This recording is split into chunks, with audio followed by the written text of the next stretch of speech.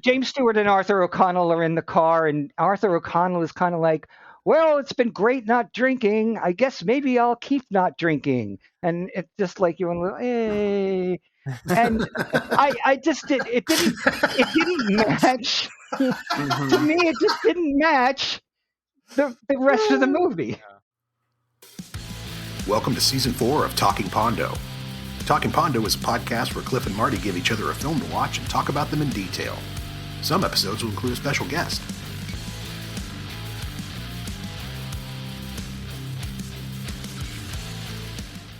Charles and Charles won't be seen tonight, so we may bring you the following character actor study. Because, you had Charles Bronson and Charles Durning. We could spin them off into their own sitcom together, Charles and Charles. Okay, I keep expecting a Charles in Charge joke here, and you're missing it. You're not gonna go Scott Baio on me? No. Oh, okay. If he had been in the movie, probably. All right. Well, we're back for another one.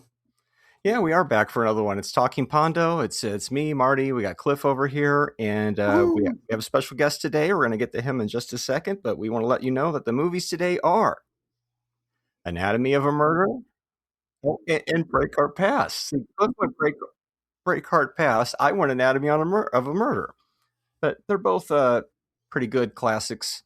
We haven't talked about some Westerns on here enough, and Cliff wanted more Westerns, and we got them.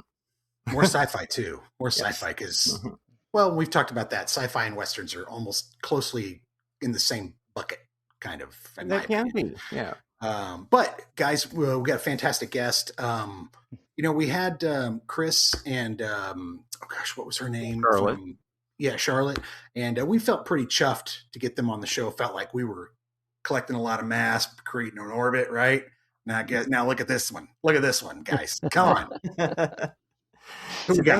Today we got, him from his long laundry list of credits, but we're hardcore Misties around here, so he's probably already ready for this one. You know him from Zombie Nightmare and Black Roses too, but that's another classic. It's Frank Dietz. Yes. Hey. Ooh, welcome, Frank. Thank you, guys. Pleasure to be here. Yes, we're excited. Thank you so much. At my age, it's a pleasure to be anywhere. Isn't that the joke, right? Oh boy. So super excited to have you on. Yeah. Frank's for those of you who don't know, Frank's been in the business for a long time. He's got quite a few credits. We won't go through them all. But like Marty said, he's got some MST classics under his belt and kind enough to come on the show again. Thank you so much. Yeah, sure. Yeah. Really my excited. Pleasure. So Anatomy of a Murder and Breakheart Pass. Do we have any fan mail before we get going? We do have a little bit of viewer mail that we'll do real quick here. Bring it. If sometimes I realize I don't make complete sentences and I listen to the show back and I'm like, I am just all over the place. But as long as the listeners know what I'm trying to say, right? Too much caffeine sometimes. So let's start with this response about our episode on The Love Witch and Blade Runner, The Final Cut, where we had Ben from over at the Too Vague podcast who says, am I the only one who prefers the theatrical release of Blade Runner? Well, we do too, right, Cliff? We like the narration. Yeah, I like the narration. Yeah, I prefer that director's cut, I think, a little bit more, but I do like that. I do like that narration. I don't like that final cut where they pull all that out and they start leaning towards him being a replicant. I just where do you stand on the cuts of Blade Runner, Frank? Well, I like the theatrical, and I like it because I like the whole sort of neo-noir look and feel of. I mean, if that movie was made in 1943, it would have Bogart or somebody doing the narration. Yes. So it makes sense to me. And script by Chandler and starring Bogart. Yes. Yeah, there you go. Exactly. Yeah. Yeah. But yeah, I mean, that's why I thought it worked. To begin with. And so my heart is always going to be with the theatrical cut because it's also the one I saw in the movie theater, when it came out. So, there's always a bit of nostalgia to that. So, yeah, I'm team theatrical on this. Mm-hmm. Yeah, I think. See, there you go. That was sort of our reasoning too. It was the version we lived with for 10 years before the director's cut came out, and that was the version that we knew. And we needed that version to get the director's cut so we could compare and contrast, and But I liked all the different versions of it. Let's see. We also had a letter from Rob Maynard, of all people, responding on the hey, my boy. Responding on the Love Witch episode. We said that the Love Witch was one of those movies that was trying to be bad on purpose, because it was trying to be a performative type of acting, an old style 60s style. And he says bad on purpose works, but you have to establish that you can do good on purpose first. Otherwise, I will believe bad is all you're capable of. Yeah, I think that movie. Go ahead, Frank. No, I was going to say that that does make a lot of sense. True, but I think if you watch The Love Witch, she pulls everything else off so well that you get away with this goofy performative acting in this goofy story, because she nails the makeup, she nails the lighting, she nails the camera work, she nails. Oh my God! I haven't seen compositing like that with driving since, like we've talked about, since like the Bond movies of the 60s. Even that saturated yes. color. Mm-hmm. Yes, yeah. Exactly. Like that makeup is so perfect, and the light hits it, and the color of the film. It's just like, to me, that tells me that you know what you're doing, and I'm in good hands, and that you're doing all the rest of it on purpose, right? Like the more I think about that movie, the more I like it, because I'm just really impressed with what she pulled off. It was really impressive. So it's bad on purpose in order to be good on purpose. So it's an enigma there, Rob. Yeah. Like a snake eating its own tail.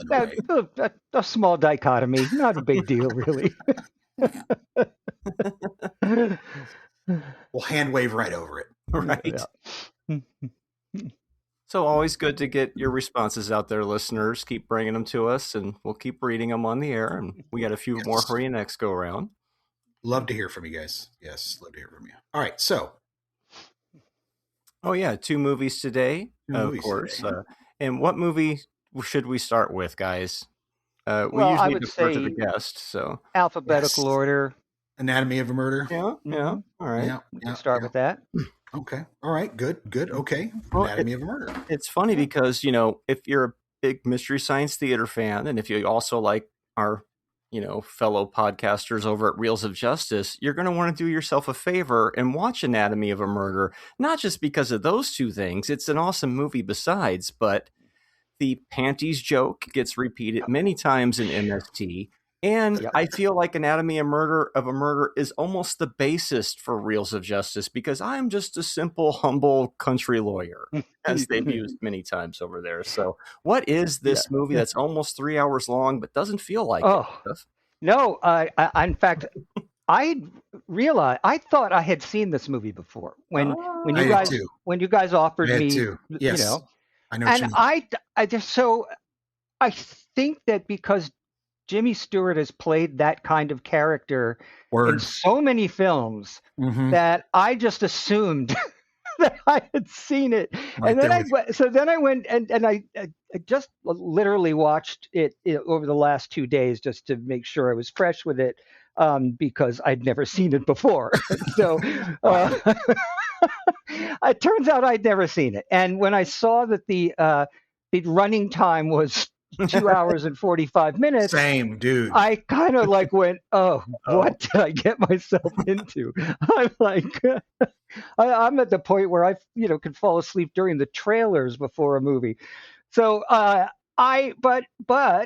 then I look at the cast beyond Jimmy Stewart, who you look. If Jimmy Stewart's in a movie, at least watch it. Yeah. that much of the movie is going to be good, right? Yeah. It's a given, because he was remarkable in any kind of role that he played. He did play a lot of this kind of character. He's a little smarter than shoot, now I'm blanking on the name of the movie with Claude Rains and where he's the Boy Scout who goes to Mr. Smith. Mr. Smith goes to Washington. Okay, yeah. This is he's like an older version of him, but he's smarter, he's smoother, but then I look at this cast, it's fantastic. And I don't know that I could possibly be any more in love with Lee Remick when she was that age and making movies like this and Total Face in smoke the show. Crowd, and she also, was the original star of Wait Until Dark on Broadway, which then, she didn't end up in the movie. Right. But she's just she's like this the all-American girl. But what was great about her in this movie is that she's a flirt. Like, she's a real flirt, and that makes you question, like, how much not to I don't want to cause any controversy here, but you mean, like, did she flirt beyond where she should have for that situation to happen? Now, if you haven't seen the movie, in a nutshell, it is about a military guy played by Ben Gazzara, who has confessed to the murder of a man who apparently raped his wife, or did rape his wife, not even apparently. And so he went and he killed him, and then he confessed. He said, "Yeah, I killed him." So Jimmy Stewart is like a retired counselor, and he agrees to take on the defense of a guy who's already confessed to murder, right? And so you've got Ben Gazzara, who also a great actor, from the sort of John Cassavetes, Peter Falk, group, which I always thought was such a cool. That's a Rat Pack for you right there. Those guys, right? You're no kidding. Yep. Yeah. And then you've got also Arthur O'Connell, who's an actor I always really liked a lot, from movies like The Seven Faces of Dr. Lao, and just tons of movies, actually. Poseidon Adventure. He doesn't make it, though. We reviewed that about 6 or 7 episodes ago. Like that. Yeah. Yeah, little Shelley Winters in the water. Oh yeah, man! Don't get me started there. We'll tangent way off somewhere else.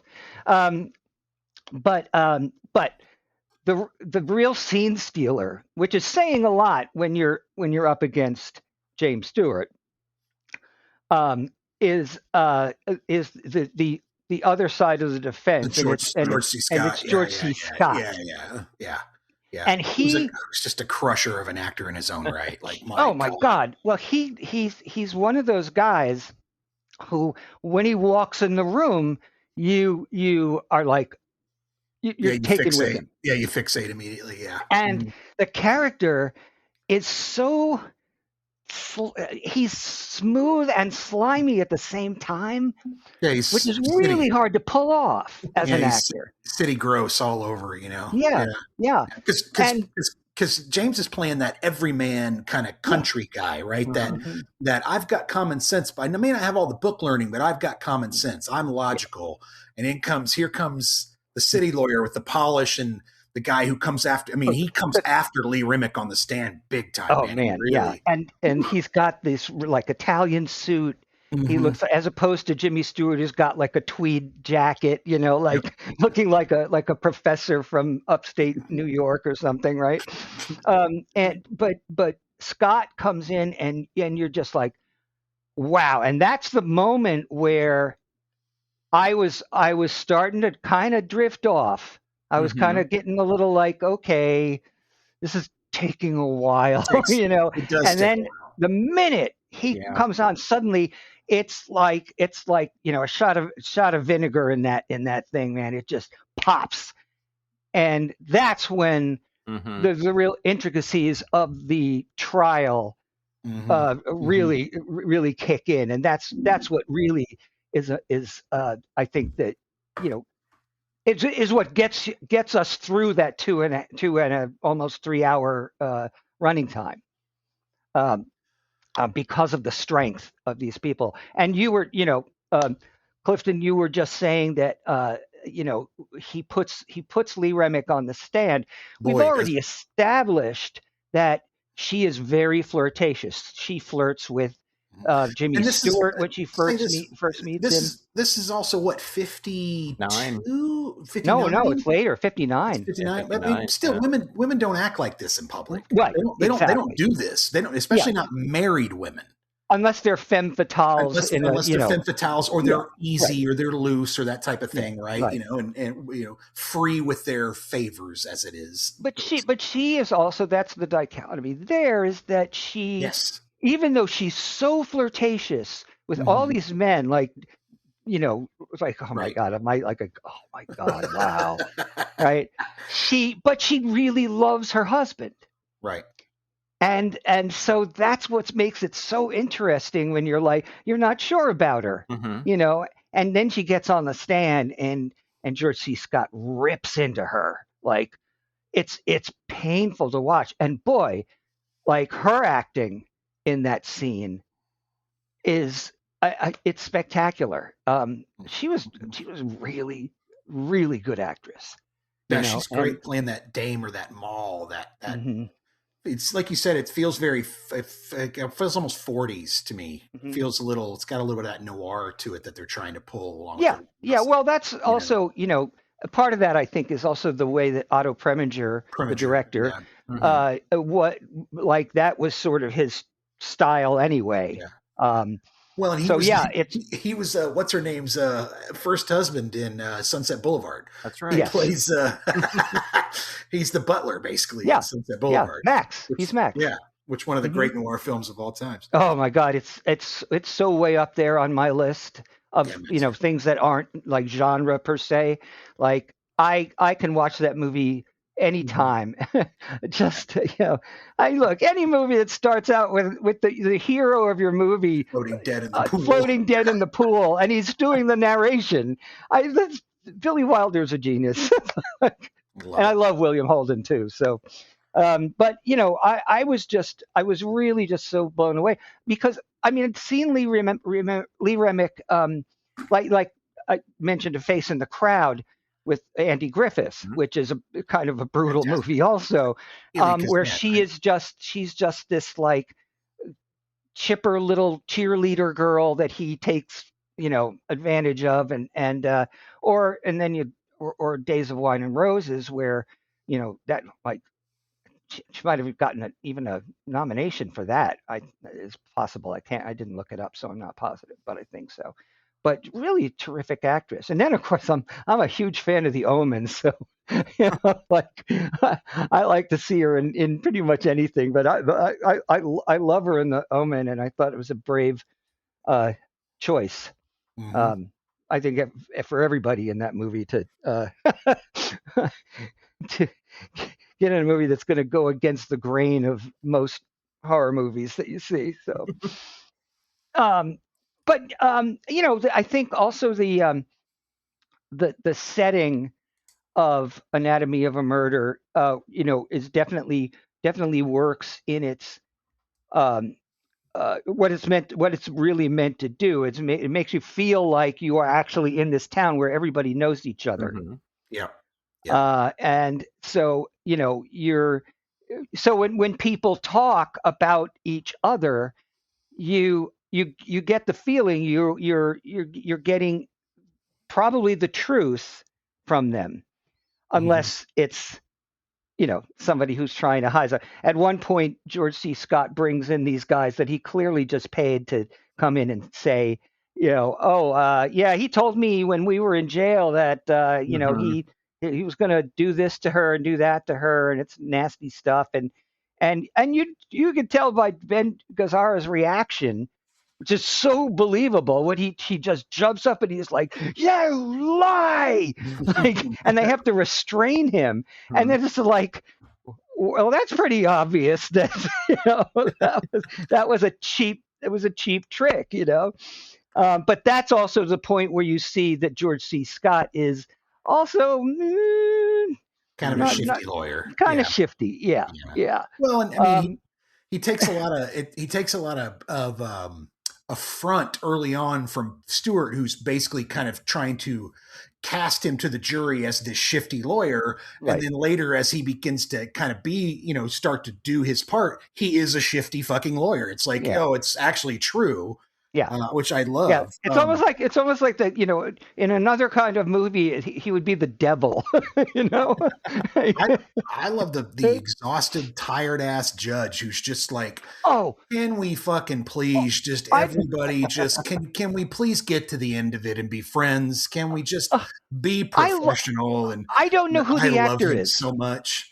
I love him so much. I don't recognize the actor, but I love the fact that they thought Jimmy Stewart and Arthur O'Connell thought they were going to get this other judge that would normally be there, and then they find out it's this guy they're bringing in, and to them that's already working against them because they had a relationship with this other judge, and so you expect that this new judge is going to be like either a real hard ass, or he's not going to be sympathetic in any way to anything. And the truth is, he's just a real judge. He's a real judge, and he's great. He's Anatomy of a Murder is literally his only acting credit. Wow.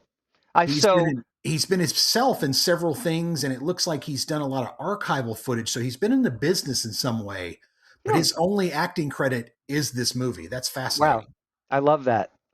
That's he probably some TV. It's probably like Otto Preminger was just like met him at a lunch or something and was like, I think I have a part for you, right? Sometimes that's how it happens. I love that our hero is an irresponsible drinker who works sporadically and can't pay his secretary her wages, and basically his entire fridge is filled with fish. Like he's just this. He's an early 1959 eccentric before they really kind of started diving into those eccentrical roles. I really, really thought that was really kind of cool and funny. And of course, his mentor and his soon-to-be partner is a drunk. And he casually jams with Duke Ellington, as you do. Oh, yes, Duke Ellington. Oh, the score is great, too. Oh. Yes, the score is fantastic. Yes. Wow. Yeah, got that cool cat jazz opening sequence, man. You can't beat that shit. Yeah, I mean, and Duke is in the movie just like a scene or two, right? Perfect. But also Eve Arden, Arden, who plays Jimmy Stewart's unpaid secretary, and she's the principal from Grease, kids. If you're not sure who that is, yeah, right, exactly. Well, I mean, I remember her as a comedienne. Because she was Armis Brooks with Richard Crenna, who's in the next movie that we're going to talk about, right? But she was also in a Marx Brothers movie. She was in the Circus, and then she was on The Mothers-in-Law, a series that ran for many years on CBS, I think, with Kay Ballard, and Eve Arden was hilariously funny. Like she could match Lucille Ball when she was doing comedy. So it's kind of funny that she's not quite funny in this movie, but you get the sense that she has a sense of humor, though, because the fact, I mean, she a couple of lines that suggest a certain sarcasm, and that's what Eve Arden was really good at, was sarcasm. She's got it. She's got it in spades in Grease, where she's just she's going after those kids and just she's got all those great lines. It's fantastic. One of my favorite lines in this movie is, I think it's when Ben Gazzara is on the stand and he says, "When I was overseas, I learned a French word for it, maybe a little suggestive." Oh yeah, and the judge goes, "Well, most French words are." I started laughing. I'm like, I fucking love this judge so fucking much. It's not even funny. I would feel very comfortable getting a judgment from that guy, because I feel like it would be very fair and very even-handed, right? Like I feel like you're in good hands with a judge of that nature. He's gonna be very fair. With the case he deals with before the case. Exactly. That's exactly it. Yeah. Yeah. You mentioned earlier that about the use of the word panties quite often, and the word rape quite often. And for 1959, that was actually pretty daring. Yeah, this was a big deal back then. They were mad about panties. They were mad about the word panties. They were mad about contraceptive, penetration, rape, slut, sperm, the word bitch. This movie's pushing the edge. This movie's early on trying to base. I really feel like this movie early on is working towards the fact that just because a woman goes out and puts on makeup and doesn't wear hose. Oh my God, she wasn't wearing hose. Doesn't make her a slut and doesn't mean that the sex was consensual, right? Well, and, you know, where do you think the word hose comes from? Right. the point being, like, I just feel like this is moving towards that of like trying this early on thing. Because I remember in the 70s when I was a kid, this whole trend of women on the stand and pushing back and saying, no, I was raped. No, it was sexual assault and that type of thing. And I feel like this is an early predecessor to that. Yeah, I think it probably broke a bit of ice there. You know. Agree. And coming from such an established director as Preminger, you know, that and also the whole cast, you know, and then the very next year, you know, Hitchcock breaks a lot of windows with Psycho. So, you know, that was definitely a turning point in cinema, at least for U.S. cinema. I feel like Lee Remick is super dangerous in this movie. She's like looking at a razor blade. Like, you don't want to play with that. You should probably put that away. Oh, but she's just so beautiful. Yeah, oh my God. Absolutely. I mean, she's that face. Yeah, it's like meow, but also like that may cut you. That may not be a good thing. Yeah. Danger, Will Robinson. Marty, we're talking a lot here. What do you got? One of the things I really like about this movie is the background reactions and the use of framing, especially in the courtroom scenes. There's always somebody's head in the background, and it's almost more interesting to watch what they're doing to the reactions in the foreground. The best being James Stewart trying to move out of the way of George. Oh, that was great. I love that. Yeah. George C. Scott stands in between him and the person on the stand. Yeah. So they have that great shot where every time George C. Scott moves, Jimmy Stewart has to move another way to be able to see it, and then complains about it, and it is justified. You know. Yep. I love that. Oh yeah, that was a great moment. Yeah. Did y'all notice Floyd the barber in this movie is Floyd the gynecologist? That was kind of crazy. I actually didn't notice it was him. Oh wow. Yeah, he's the doctor who examines her and testifies. Did he have the little mustache? Yeah, he sure did. He looks like Floyd. How did I miss that? He's right out of maybe every RFD.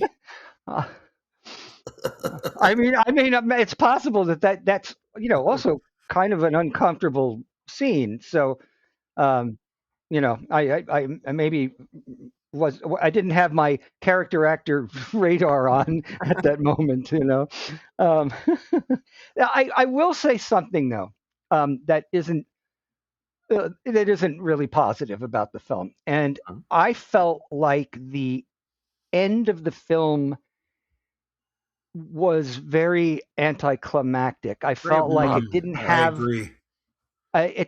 the punch that I expected, you know, and look, I still don't want, you know, the lead character to end the movie passed out on the floor like Mr. Smith, which that's always bothered me too. But it just felt like very, very soft compared to the intensity and so forth that happens during that whole hour before it, hour and a half before it. That's essentially the trial, you know, with flashbacks and so forth. But the ending just seemed kind of tacked on, like, you know, it's James Stewart and Arthur O'Connell are in the car, and Arthur O'Connell is kind of like, well, it's been great not drinking. I guess maybe I'll keep not drinking. And it's just like, you want to, hey. And I just it didn't match. To me, it just didn't match the rest of the movie. Yeah. It really felt like studio intervention. Huh? I didn't like the fake out. You know, the whole, oh, well, we were going to sign, you were going to come up here and we were going to sign the check, but looks like we moved on without you, buddy. Sorry. I mean, that's realistic, but it's he's abrupt, fucking right? smarter than that. He's a lawyer that's been 2 steps ahead of everybody the entire film, mainly. Well, he should have known this guy was going to take off immediately. Yes, that's what I'm saying. It's anticlimactic, right? Yeah. Yeah. I had trouble with the ending too. Yeah. Yeah. But other than that, an excellent film. Excellent film. Oh, and I'm glad I saw it. Yeah, same. I was like you. I thought I had seen this. Yeah. Okay. I thought for sure. I'm like, I've seen this, and then it starts, and you go, "Oh, I haven't seen this." Yeah. Well, you know, the thing too is that it has, like, if you look at the poster, it's a Bass. Yeah, the Saul Bass, right? Which automatically says to me Hitchcock, because Saul Bass did like all of Hitchcock's opening credits, right? Yep. So I just thought it was another Hitchcock Jimmy Stewart movie, and when I saw Otto Preminger, I was like, oh, okay, all right. So let's see what old Otto does with Jimmy, and you know, of course, did an amazing job. Great killer job. Did a killer job. Nominated for 7 Oscars. Best picture, best actor in a lead and supporting role. Actually, wow, Scott and O'Connell went head to head for the best supporting actor role in this film, which that's amazing. You don't rarely ever see that. Best screenwriting, best screenplay from another material, best cinematography in black and white, and best film editing. So. Definitely, but it didn't win anything, surprisingly enough. I mean, all of those people probably won other years. Arthur O'Connell won for something, I thought, a supporting role, but could be wrong about that. But we all know, you know, Stewart certainly won. Yes. Scott's won. So, you know, they've got their he won for, well, he was nominated for Picnic, and O'Connell was nominated for Picnic and Anatomy of a Murder, but he never won. Oh, okay. I thought he was one of the, you know, the Poseidon Adventure was just like our all-star cast of previous Oscar winners, which at that point they were all doing television, you know, but it is a impressive lineup. I love that movie. Yeah, I love the lineup. You know, I don't care. You know, you get a good actor. I don't care what stage of their career they're in. A good actor is 10 times better than a mediocre actor. Yeah. I'm still towering Inferno myself above Poseidon, but it's hard not to love Poseidon. It's on the edge of camp. It's right there. Inferno really isn't. You know, Inferno takes itself a lot more seriously. Yeah, but I just got the Airport series on Blu-ray, which was Airport 76, Airport Concord. Yeah, so I've been going through those, and those are, though you want to talk about camp, those are ridiculous. Yeah, like those are so silly, but you know, a lot of fun. When your supporting cast includes Larry Storch as an obnoxious TV caster, you know. Hell yes. Oh man. Marty, you got anything else on this one? So I had seen it, but only one time before, a few years ago, and I figured I should bring it onto the show because I wasn't sure if you had seen it, Cliff. But I'm glad that you all got to experience it for the first time. That's pretty cool. And you're right about the pacing. It takes an hour to get into the courtroom, almost to the minute. But then once you get to that courtroom for that last almost 2 hours, it's just like, oh, okay, now we're off to the races. Like you were saying, that was all just the setup. And that it does take its dips, but it's also still pretty interesting that first hour where, you know, he's just going around with his fancy cigarettes and investigating like he's a proto-Columbo or something. But what I also enjoy is the way the movie looks. It's so crisp.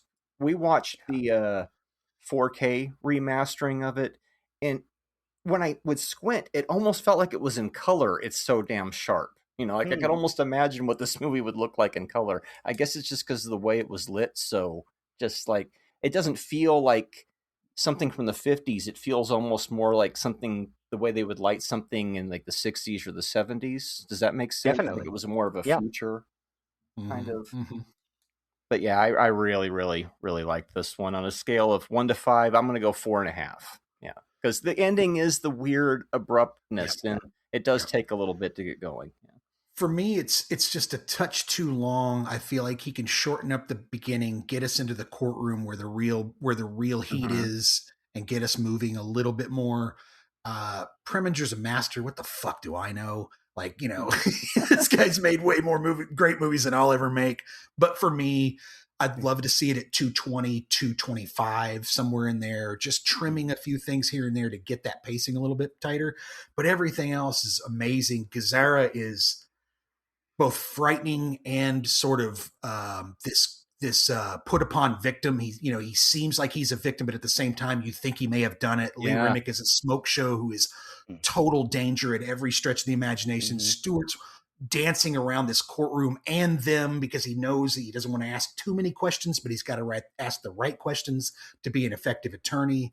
It's fucking great. 4 stars all the way. Yep. Yeah. Yeah. I'm probably, if there was a 4.25, right, yeah, right. Like, because I'm like sort of like right between there. But either way, it's a terrific film, a really terrific film. Absolutely. And that's actually the kind of movies that, like, when I was taking film classes, this like is definitely one of those things, even in high school, like we'd watch longer epics like this, or like the Sand Pebbles, or and to be able to really like understand it and do deep dives into it and so forth, or how does it compare to the source material and so forth. So I think it would be it's a good film for like film students to look at. Yep, for all the reasons that we've talked about. Yeah, I like how it covers the courtroom drama. That type of. I would say if you're gonna look into courtroom dramas and making one, watch this, maybe 12 Angry Men, and then My Cousin Vinny. That'll spread the whole gamut for you. I love that. Marissa's so freaking funny in that movie. We've already covered that one. I love that movie. Yeah. I think it's a hardcore classic. She earned that Oscar all day long. Oh, she's man. So good in that movie. She was in the last movie I wrote that got made, and wow, really? So got to watch her work. Wow, that must have been fantastic. Reading my dialogue, which was really exciting, and she's just like such a pro. She makes it look effortless, and she had a scene with God, my brain isn't working right now. But the lead actor who she'd worked with before, so she was already comfortable with him, so it was just like I'm just sitting there going like, I can't even believe I'm watching this. It's like it's really, really cool lady. That's amazing. I'm a big fan of hers. I think she's earned every Oscar and every accolade she's ever gotten. She's daring and she's excellent. Yeah. Anyways, so bringing us to the next film, which is Charlie Bronny. Finally, it's Charlie Bronson on the friggin' show. I'm so excited. Breakheart Pass. Here we go. Yeah. Breakheart Pass. Let me read the little description I've got for it. Breakheart Pass, 1975, PG, 1 hour, 35 minutes. Here's your log line. John Deacon is being transported as a prisoner on a train with supplies and medicine to Fort Humboldt, Nevada, so he can help aid the remote garrison of Fort Humboldt. Let me get you a storyline here. Wasn't John Deacon the bassist for Queen? He was.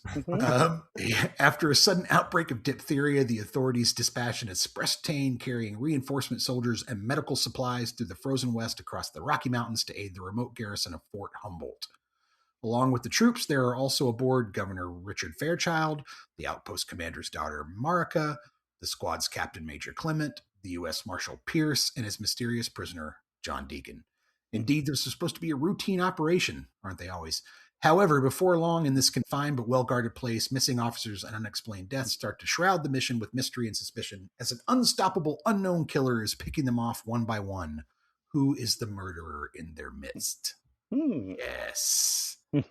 Yes. I was expecting one thing, and what I got was a fucking Sherlock Holmes movie. I got Murder on the Orient Express in the middle of the Colorado Rockies. But proto-terror train. I was all about it, dude. As soon as I realized what I was watching, I was like, oh shit, yes, let's do this. Let's go. So you had not seen it before? No. And so, no, really? Yeah. No. Oh, awesome. Love it. That's awesome. The first thing I want to say is this still feels, I know it's 78, but it feels like 75. It's got a little bit of that kind of fried isn't it out. 75? I thought it was 75. Is it 78? Oh. Okay. I thought it was 75. Well, then that would explain why it feels like 75 to you. 75. Okay. So it feels still kind of fried out. Like it feels very Last Detail. Like The Last Detail? Yeah. It's like it's got that kind of just exhausted from the 60s feel to it. I don't know how else to put it. But it looks great. I love it.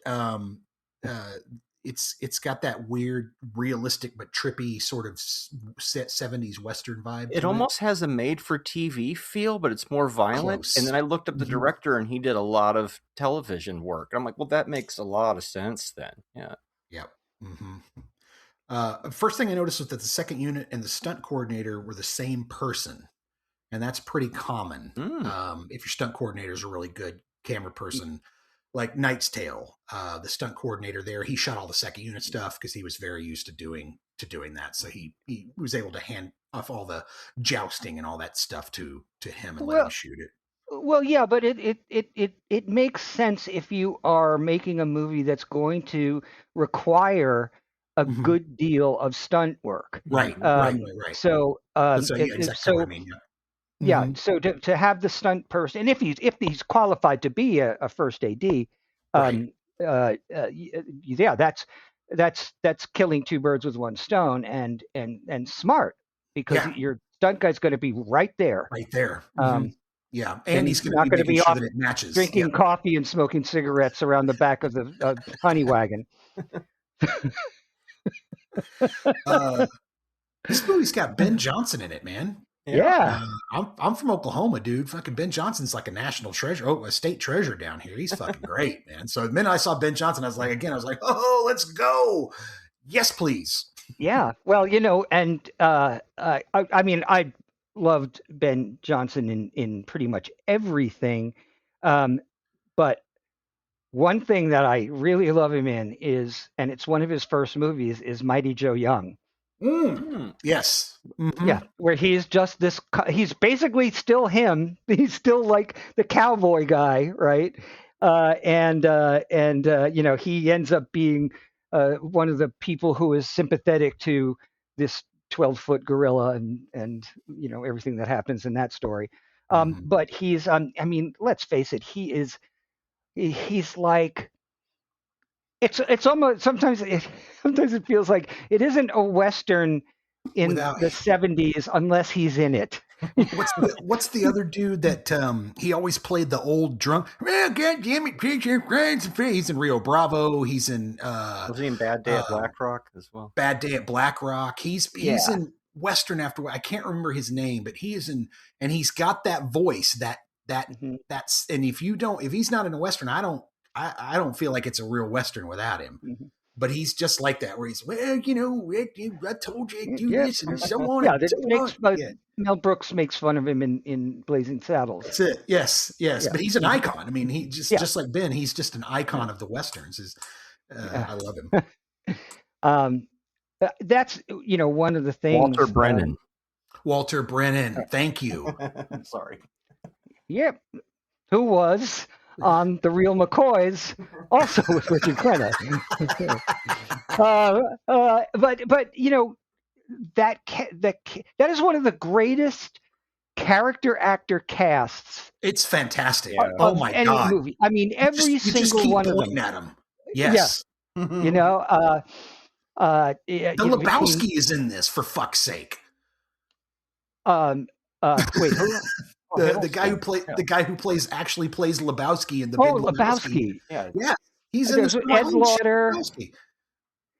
Ed Lauder, Charles Durning, Robert Tessier, who Jill Ireland, Richard Crenna, Charles Durning, Bill McKinney's in this, David Huddleston. It's Robert Tessier is the bad guy, Calhoun. Sally Kirkland is in this. It's the cast is awesome, and I love it. I was a huge fan of Richard Crenna. He was one of my very favorite actors because he could just do anything. Like he plays a great good guy. He plays a good villain. And in this movie, Crenna's character, Governor Fairchild, is kind of interesting because he does have some shade of gray. I mean, in the big picture, he's a bad guy, but look how he goes to save Jill Ireland. Yeah, like when he doesn't have to, he could have split, and at that moment, and maybe not end up with the fate he ends up in. Which of course had to happen because he's a bad guy. But sorry, spoilers. But I always just thought that was interesting is that like he's just like let the girl go to Robert Tessier, and it ends up being a gunfight that he wins. And I love that. I love that if there's just even a twinge of there's some good part of this villain, because having played villains on stage and so forth, one of the things they teach you is that villains don't look at themselves as villains most of the time. They don't see it. Right? They always have excuses or reasons for what they do. There's always a justification for what it is that they're doing. But but I just thought it was really interesting that Governor Fairchild, instead of just taking the money and run basically or whatever, like he stops and he saves Jill Ireland. Before all hell breaks loose outside of the train. But talk about a train movie, guys. Oh hell yeah. Right? I love movies on trains. This one's great because they're real smart about it. Like they put everybody onto the train real early. They kind of come up with this reason to strand the train multiple times. And so, you shoot a lot of the exteriors for the train, and then you move indoors and you shoot the indoor stuff. You build your little car indoors and you shoot all the things you need to do, and you're good to go. Right? It seems like it's a really smart way to shoot it. Right? And a smart way to build this type of a movie. I was just thinking in my head, like, if I was going to shoot this is kind of the way I would want it to go. Lock the train down somewhere, shoot a bunch of exteriors, shoot a little interiors, and then go to this, and then go, get off the location, go to a soundstage and finish it up. Right. And that is great because you're not always stuck on the train. Right. There are those situations where the track has been blown up. They throw the dude off the bridge, and he's got to go down and check on him. Yeah. So there's reasons to stop the train, and so it doesn't feel stage bound. Right. That's because exactly. They are able to get out. Constantly getting out. The brilliance of using the backup telegraph machine, right? Where they're like, pull the train over. I got to make a phone call. Right. Which was really smart. I will say I was in the last part of this movie, I was laughing my ass off because this train stops on a fucking dime. It does. Yeah. Like, I mean, the tracks blow up 100 yards in front of this thing, and the dude's like, "Oh, my reaction time is amazing." Squirt! And we stop, and then of course now we're teaching Native Americans how to be railroad engineers all of a sudden, which was fucking hilarious. So we're on it part too, of the like NASCAR, right? They're just that track. Like it's part of it's so silly, but also it makes sense. Like, especially back in the day, like that's what you do. Like, we're not going backwards. Just take the track from the back, fix the track in the front, keep the train moving. Makes complete sense. Right. It just, hell of a film. At the beginning of the movie, I kept watching Charles Bronson get his ass kicked, and I'm going, oh no, is this going to be one of those Charlie Bronson peaceful movies. I don't want to watch a Charlie Bronson peaceful movie. I want to watch a Charlie Bronson kicking ass movie. And then suddenly you get about halfway through the second act and you're like, oh yeah, here it comes. Well, once they do the reveal that he's not, that he's really undercover. He's a Secret Service or right? I think it's Secret Service. Yeah, Secret Service. And once you realize that, and then it's like, okay, on like Donkey Kong. And that's a great and that revelation comes right at the right point in the film too, so that we can now really see where the narrative's going to go, right? Because he's he's on a train filled with like everyone except Jill Ireland wants to kill him, basically.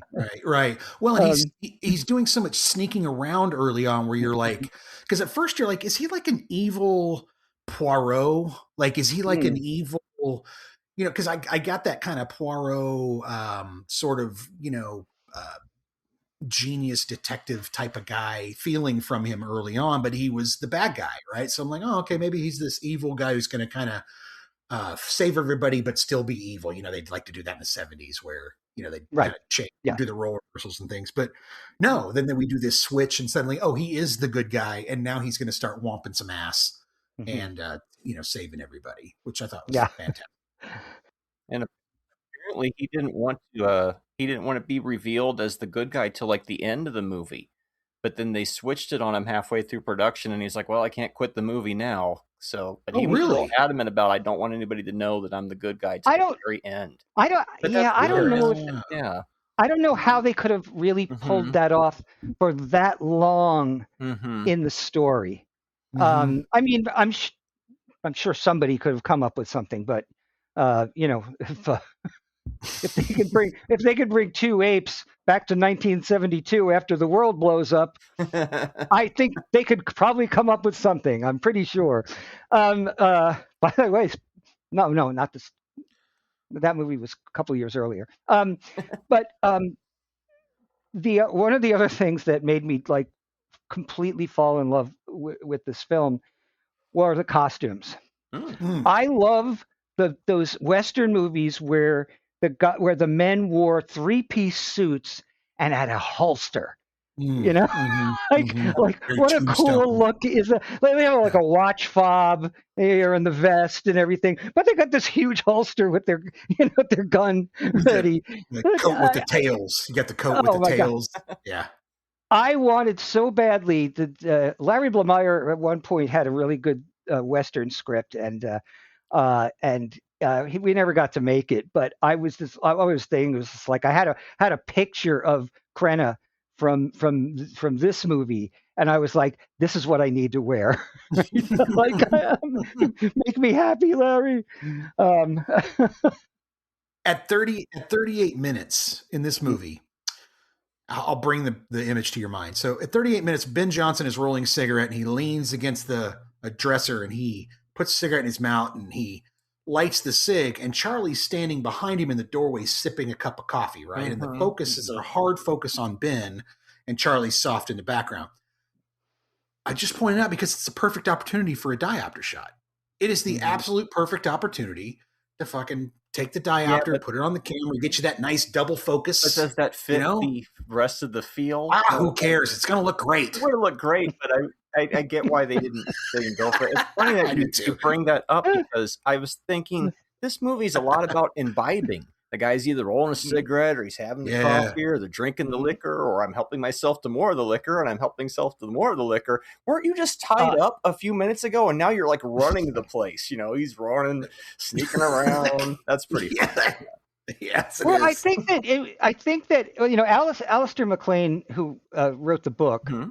And I think he might have written the screenplay. I'm not sure.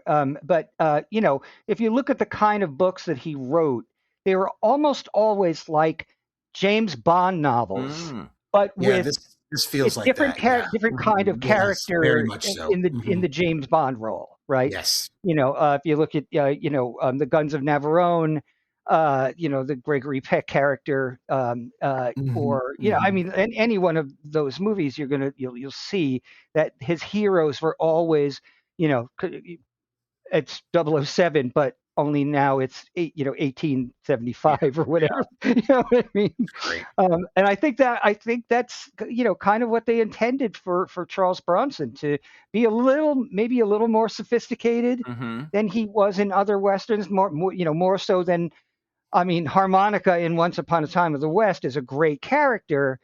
And he's not stupid or anything like that, but he's also not. He's not. He's not erudite or.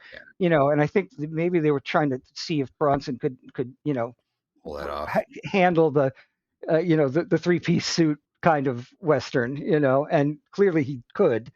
I think he's terrific. It's my favorite Bronson movie. It's a good one.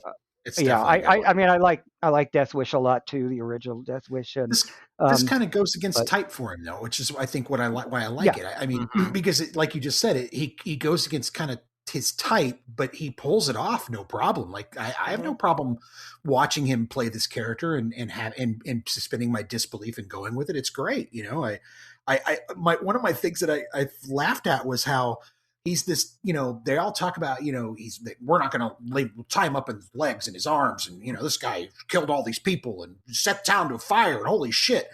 All right, let's go to bed. And everybody just honk shoes in bed while this guy runs around doing all his things that he needs to do. It's so funny to me. I couldn't help. But I mean, that's how movies, especially back then, were. It was like, all right, well, everybody at this point would go to sleep, and now the hero would get up and go running around. Of course, that makes complete sense. It's like Enter the Dragon, right? Yes, exactly like Enter the Dragon. Yes, that's a good sneak around at night. The blood in this movie has got that red 70s blood. Almost like a Hammer movie, I was right? immediately like, oh, it looks like exactly like a Hammer movie. Yes. And then that red is repeated in one of the cars. There's a red velvet border around one of the pictures, and it's that same color red. And I tend to associate that particular shade of red with the 70s because I just don't see it much anymore. But when I watch a 70s movie and I see that blood or that color, I'm like, there's that color that's just so distinct to that era. It's crazy. Yeah, and I imagine also that they would probably in a scene that has the blood element to it, they might kick up the the brilliance of it, right? Just a touch, right? Sure. So that it's red. Really plays red. It's blood red. And then later on, they discovered all kinds of new formulas for blood, some better, some worse, but still, that I think that's something that's still evolving. Honestly, I had to, for my Halloween costume, I had to go out and get some fake blood, which I hadn't used since I was like probably, in middle school, right? The little tube of fake blood, vampire blood, it was called, right? Vampire blood. Maybe I'm older than you guys. Anyway, but I got this stuff, and because I was going as Hugh Grant from Heretic, and so I just wanted that like cut when he gets scratched on the side of his face. So I wanted that little bit of blood, and I was amazed. I was like, that blood looks real. Like this doesn't look like the blood I grew up with. No, the stuff that we had was so fake looking. It wasn't even funny. Yeah, it really was. I want to point out that there is a fantastic stunt, a really killer stunt. I mean, and it's the fight on top of the train. Oh, yeah. And where they both end up hanging by one hand over the fucking rail, and I'm looking for the guide wires or the things that are keeping them. I think that's actually them by their own damn hands over that fucking bridge, and it looks dangerous and it looks scary, and it was a really, really well done stunt. Like, you could take all the Fast and the Furious shit all you want. I want to see more stuff like that looks real and looks scary and looks like, my God, those stuntmen really could have died. Like I think at one point, one of the guys grabs the other one when he's on the roof and kind of keeps him from not from falling, but just to make sure he can secure his grip. Like, you good? And then they start fighting again. And I was just like, holy crap, dude. If I was filming that, I would be holding my breath going, oh, you guys got to survive. You got to survive because I got to cut at the end of this, right? Like, holy shit. Yeah, and there's snow. There's snow that's what on the top of the There's train. Snow everywhere. And it's just like, this looks dangerous as hell.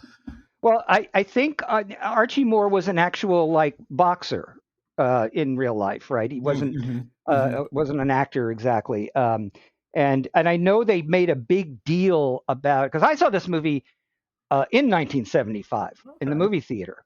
Okay. And I remember when it came out, the PR people were really marketing the fact that Charles Bronson is going to fight Archie Moore on this train, and that's why the poster for the movie is a painting, really great painting, by the way, of Bronson hanging off the side of the train, and Archie Moore standing over him, and it's over the bridge, so it's like a really long way down. It's a beautiful painting. I love. Great. I miss painted. Oh, buddy, I miss I miss those so much. The old Goonies posters, the old Raiders poster. My goodness, there were so many. We had our movie posters hand drawn as well. Cliff's got two of them behind there because we always liked that look too. Yeah. Now the other that fight scene is so good, and I don't know how many other movies had fights on top of trains before that. Yeah. Probably in some silent movies, where they didn't give a shit about if you lived or died as long as they got the movie finished. But the other big scene, which is pretty remarkable, for even for 1975, is the train crash. Yeah. Yes. It's so good. Spectacular. I mean, I remember like seeing it on the big screen, and just being like, wow, like it looked. I know it's well, you call it a miniature. It's a lot bigger than a miniature. Oh, okay. It's very big, right? Because it's got to have that kind of weight to it. Right. Right. It looked fantastic. They pulled that. It looks so realistic and scary, especially the buildup is excellent, where he shoots the door and he's climbing out and he's cranking on that. Because I'm thinking that caboose has got a brake on it, guys. Just get to the caboose. That's what a caboose is for, is to brake the train. Just get to the caboose. And he does, and he starts cranking, and then you realize, oh, shit, that's way too late. And then, wham, off they go. Holy crap.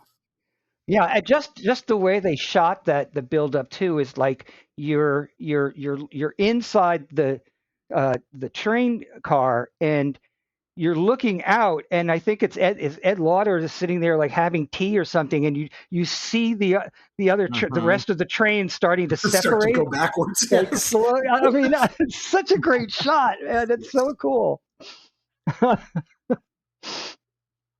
Marty, what else you got? Oh, apparently there was dummies inside those train cars, but they didn't flop out during the explosion. And maybe it's better that they didn't, because it might have made it look fakey or something, There you could see one or two of them. Yeah. Not a whole lot of them, but at least one or two, because I can vividly remember seeing them there. And I mean, yes, in your mind that they're not real people and they're dummies, but I actually thought that they looked pretty good for considering they were dummies that are only, about this big, probably. If you consider the size of the miniature that they're going to destroy. When they threw that dude off the bridge at the beginning, and Bronson had to go down and get him, I was just like, oh shit! Like I kind of jumped, because it's such a sudden. Suddenly he's flying off this bridge and whacking himself all the way down. Yeah. Right. I was like, oh man, that's super violent. That's kind of awesome. Like, this movie's not playing around. It's like, hopefully there'll be more accidents, and then 2 seconds later, I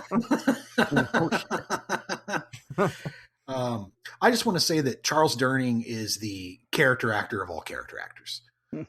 You could take that man and put him in any movie, give him any part in the movie. Hey, I'm 62 years old. Great, you're playing a 4-year-old, and you're at a dinner party and you want cake, and he'd be like, cool, and you'd be like, he would eat that shit up. Diaper. He would kill that. I truly believe that.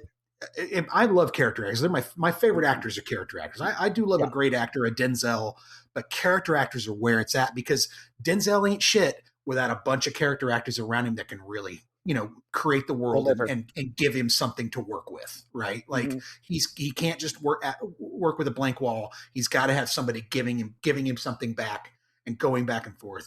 And I think these guys are amazing. There's so many good actors in this movie. It's disgusting. Oh, It's just unbelievable. Richard Crenna, like you said, is the only man who can talk Rambo out of a crazy psychosis.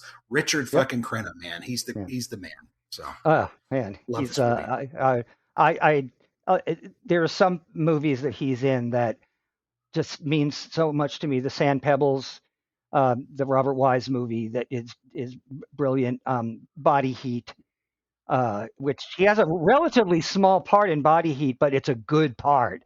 And there's a scene in that between him and William Hurt at dinner that I study it because it's I'm looking at them looking into each other, not by their words and by their expressions, and it's a great film. And First Blood is fucking great. And Richard Crenna once said, I'm going to owe Kirk Douglas for the rest of my life because he made me millions of dollars by dropping out of First Blood. Oh, Jesus. I think people, because of the sequels that followed, I think people really overlook First Blood. I really think that it's because people think, well, what, it's just Stallone with the muscles and shoot 'em ups. Like, no.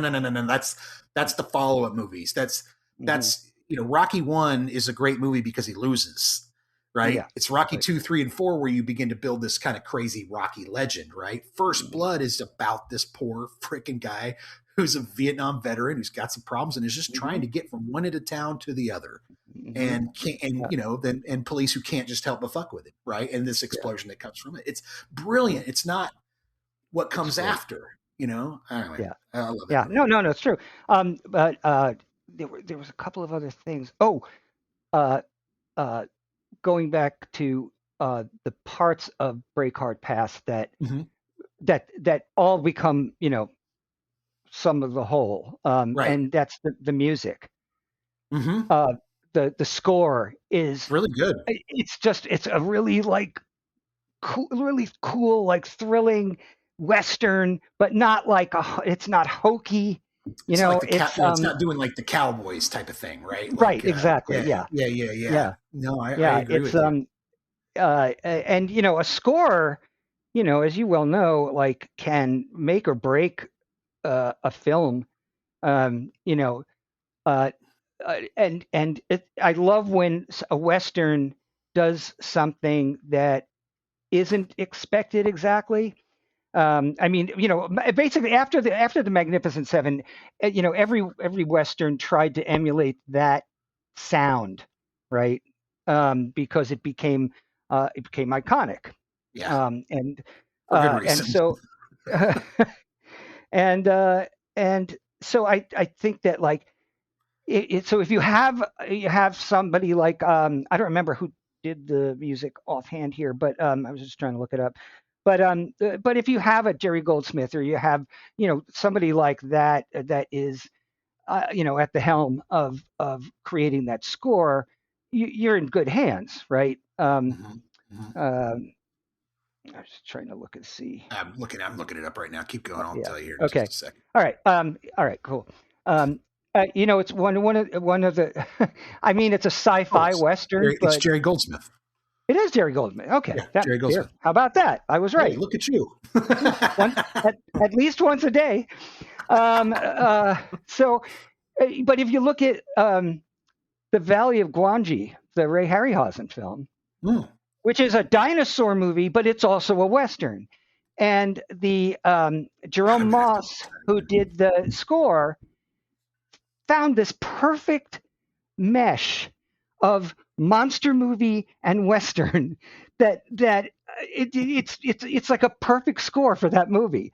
And so I love that. I love when somebody takes something new and introduces it that doesn't veer that far off, but still is fresh in some manner.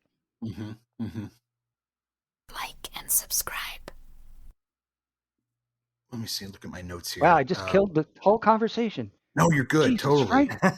Right? way to go, Frank. It's just the tide going out the I know, right? So the train is a number 9 train. So right away I start thinking about the Beatles and number 9, and Revolution number 9.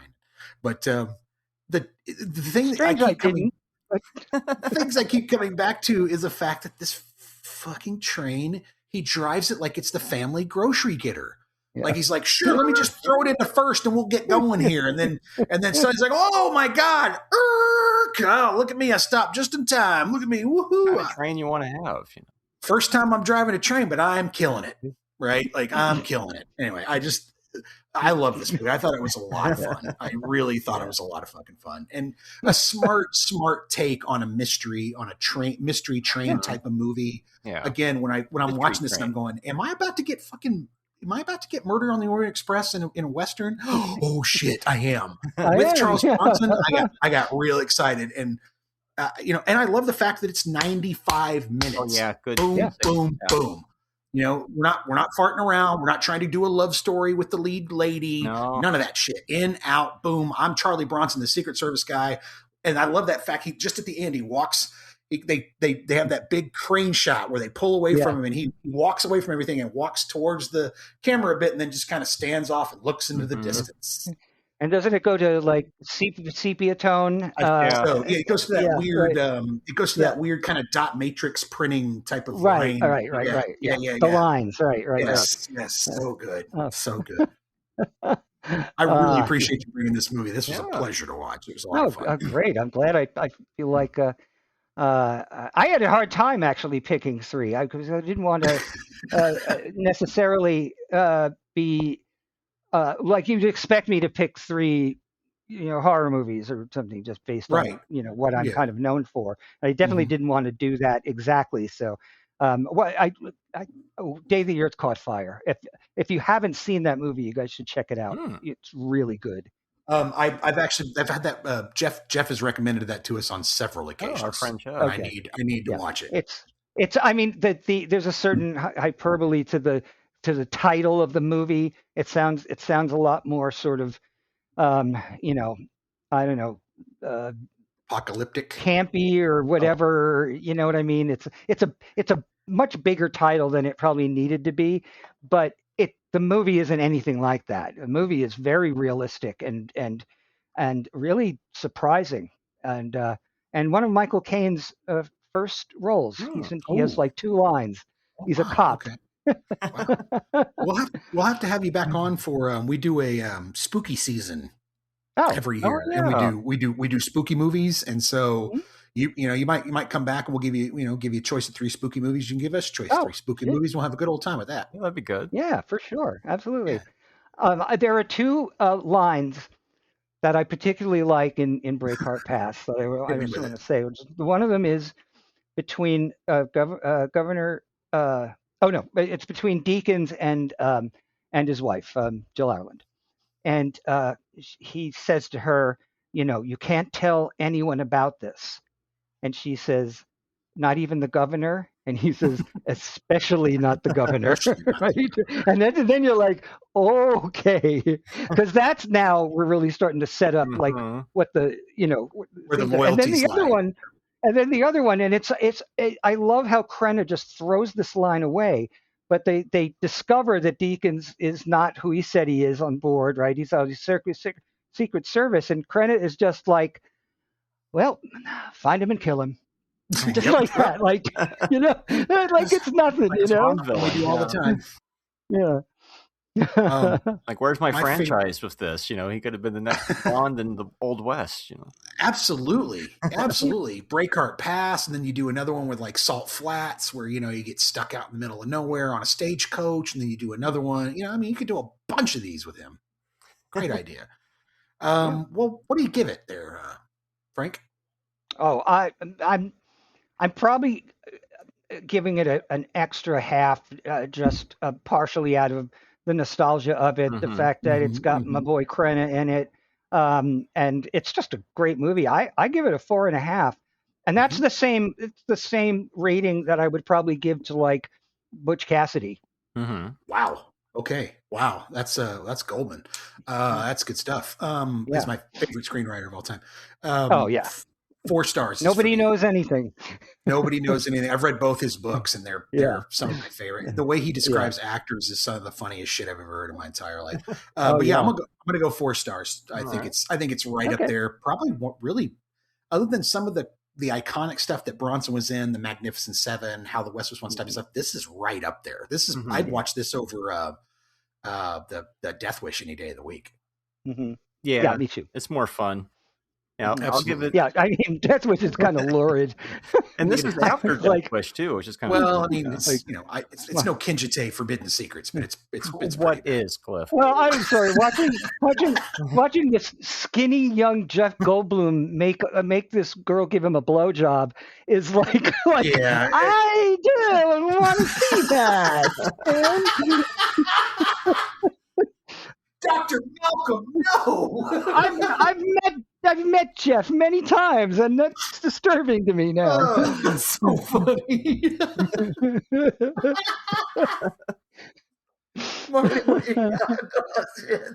Well, an effective scene at least, right? Yeah. I give it a 3.5. I really did enjoy it, and I feel like on future viewings, the rating's probably going to go up because I'm going to find more to enjoy and more to pieces to connect from the beginning to the end. Knowing who everybody is right from the beginning is going to cast a whole different light on starting it over. It's true, yeah. You'll notice interactions that you probably wouldn't have noticed before. Right. Especially that revealed. Beginning scene where they just pull into that town and everybody's acting kind of fucking weird. Like, don't go to the whorehouse. Go catch these people. Where are they? Everybody stay near the train, damn it. And what's going on? Why is everybody acting so friggin' weird? Yeah. How come nobody's allowed on this train all of a sudden? Like, you know what I mean? Because that's pretty normal to give a guy from Indian Affairs a ride, or to give another kind of lawman or something, just, a ride on a train. That's pretty standard back then from what I've understood. It's not like it's, weird. Anyway, I loved it. I really enjoyed it. My favorite, let's get out of here on a quote, guys. I want to tell you what your movies are for next week. Terror Train and right. Runaway Train. No, I'm kidding, Cliff. You're Horror Express. Oh, yeah. Some Telly Savalas in here. What are the next movies? You'll just tune in and see, people. We are scheduled to all over the place. All right. Well, so then let's get out of here on a quote. I'll go first. You dumb pilgrims, there's nobody in that engine. Jen, I knew there was something wrong with that guy. I never met a gin drinker yet that you could trust. Make it in your bathtub, for Christ's sakes. Well, I already told you the two that I love, so perfect. We're covered there. All right. Perfect. Hey, Frank, thanks so much for coming on. It was a blast. I really enjoyed talking to you and hearing your thoughts on these movies. You have a unique perspective that we don't often get to have. So thanks a ton. Sure. Believe me, this was anytime. I love this. This is now that I don't do a lot of the things I used to do. I had a lot of things in my careers. But this is just so much fun to really talk about film and what we love and what we don't love and everything in between. So yeah, this is great. Great. Yeah, please let's get you on for spooky season. It'll be a blast. We'll have a good time. I'm in. Awesome. Yeah, awesome. Right on. All right. Till next time, guys. We'll see you. All right. Later. Okay.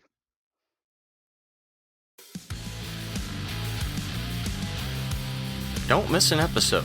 Make sure you subscribe to the YouTube channel, give us a 5-star rating on Apple Podcasts, and keep listening to the show on the app of your choice. Do it now.